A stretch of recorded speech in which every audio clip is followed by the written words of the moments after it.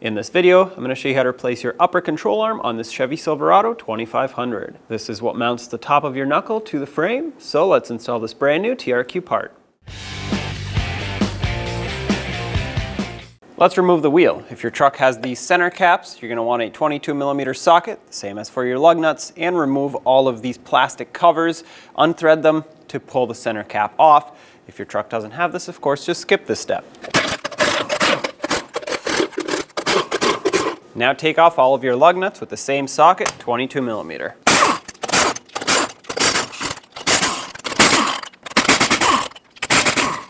Now remove the wheel. Let's remove this cap here that covers our axle nut. So take a pry bar, and sometimes you'll need a chisel. In this case, it looks like someone already chiseled it up. So I'm not going to do more damage. I'm actually going to try to straighten it out once it's off. But what you need is something to pry with so that you can tap this off of here.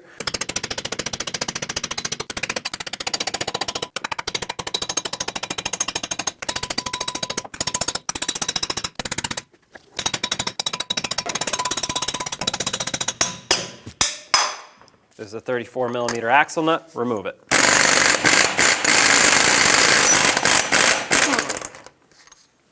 Get this washer off as well. Now make sure your axle pushes through. It's not seized in the hub, so that's perfect. If it is seized in here, take a punch and hammer it through until it breaks free. On the front side of the knuckle, you'll see this bracket held on with a 10mm bolt. Put a 10mm socket on it and remove it. If this one's very rusty, consider getting a new bolt for reinstallation.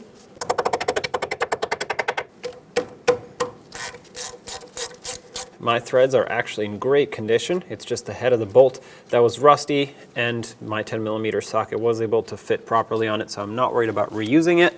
Remove this bracket from the knuckle. It has a little pin right here that usually gets stuck, but if you work it back and forth, it will break free. And now I'm going to pop the ABS wire off of the bracket here. You may not have to, but I believe that it gives me a little bit more slack, so I will. Just come in from the backside with a trim tool and pop this up. There we go. All right. Let's remove the upper control arm stud nut. This is an 18mm in size, so put an 18mm socket on this, break it free, and remove it.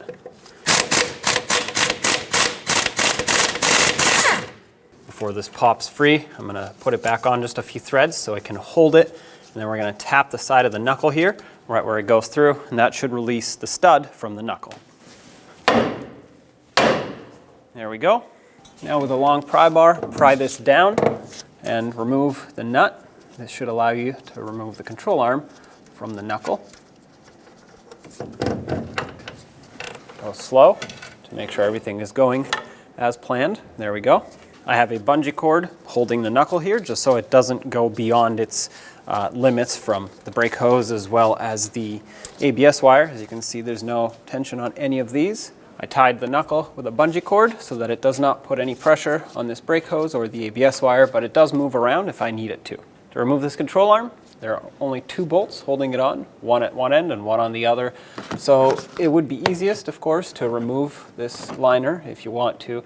I'm not going to, because you can easily just push it out of the way and basically work around it, or kind of push it like this so it stays out of your way. You also want to note the position that it's in. It's basically level and parallel with the top of the frame. So I'm going to keep that in mind, because when we put it back, we want to put it exactly how it was. Otherwise, when you torque those bushings, it's going to be at an angle. So take a mental note of what it's like, and then we will put it together the right way. Use a 24mm socket on the nut side and break this nut free.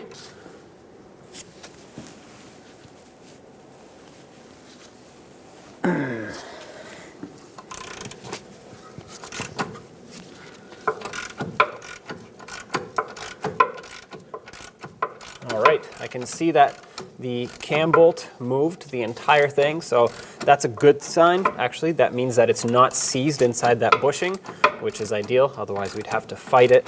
If they are extremely seized in there, sometimes you have to end up cutting them. Oh, this piece broke. That's all right. That's a factory alignment shim there. Take the mounting nut off, push the bolt through.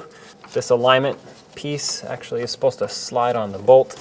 So looks like I'm gonna have to give it a couple taps with a hammer.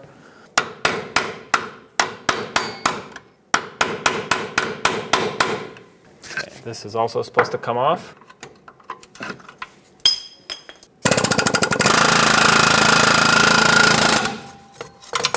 Finally, that popped free. So now we can slide the bolt independently of the adjuster cam here,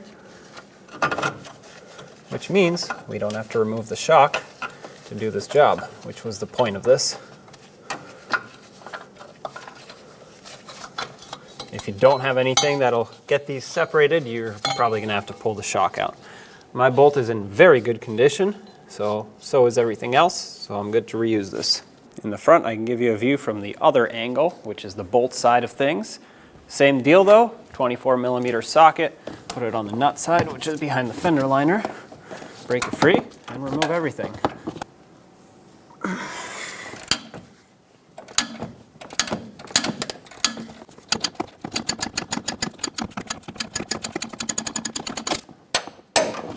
All right, this one you can remove as is, so that's good. I prefer to remove these cam lobes here, just so that I can clean everything up, even though it might not seem like a big deal. There we go. Now grab onto the control arm, slide it out, and there it is. Take your new control arm, slide it into the frame here, and you're going to want to use a rubber mallet to help it in. Try not to use a steel hammer, and of course, don't hammer on the boot.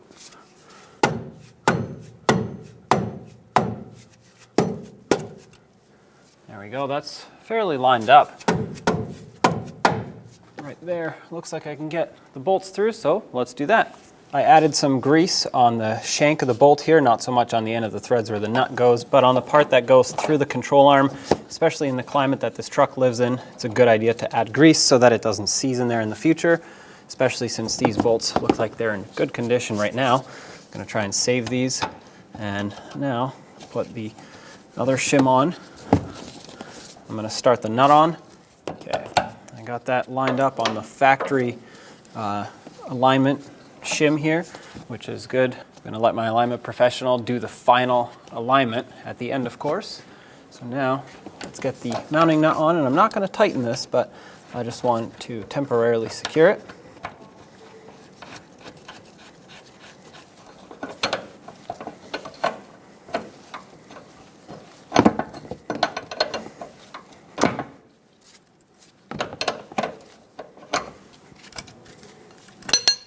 All right, back on the other side. Let's put this bolt in.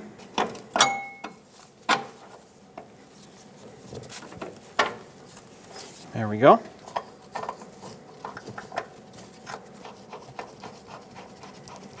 Now we can snug these up.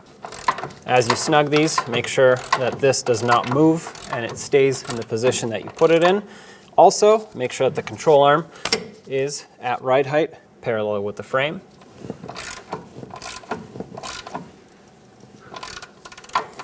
That's snug. Let's snug up the other one. The torque for these is 192 foot-pounds.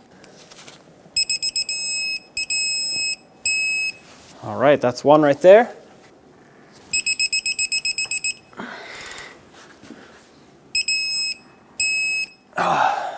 And that's the second one. As this comes up, have a pry bar ready to push the upper control arm down and through. Put the mounting nut on. 18mm socket, tighten this up.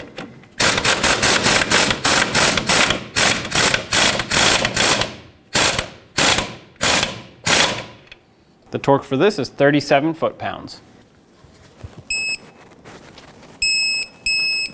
There it is. Let's get this brake hose bracket reattached on the knuckle. It's had a 10mm bolt going through it. Put it back on. There we go. Let's re-secure the ABS wire now. Let's get the axle nut on. Don't forget about this washer that sits in between the hub surface and the axle nut itself. I'm going to bottom this out with my air gun, and then we're going to torque it.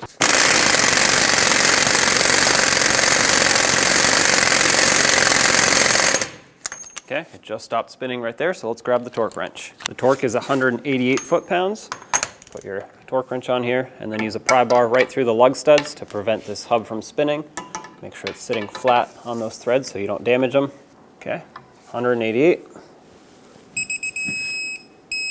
That's it right there. Let's put this cap back on here. Take a rubber mallet, tap it into place.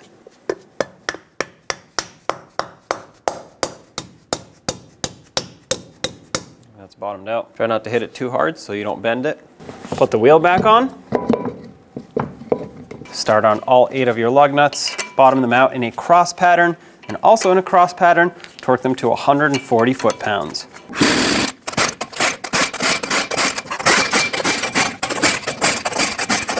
A 140 foot-pounds in a cross pattern, here we go.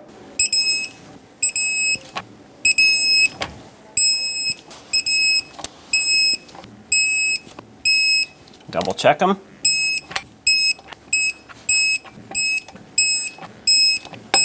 And of course, if your truck had one of these center caps that screws onto each lug nut, put it on, and with that same 22mm socket, tighten it back up so it doesn't go flying while you drive down the road. I don't recommend using a power tool on these because they are very delicate. You can easily strip out the threads if you're not careful, and it will fall off at that point if it's not held on properly. All right, those are all tight. There you have it. Take it for a road test, and don't forget to get an alignment. When only the best will do, demand TRQ. The only company that lets you view before you do. TRQ is committed to offering the highest quality aftermarket auto parts that are engineered for peace of mind. Thanks for using and viewing with TRQ.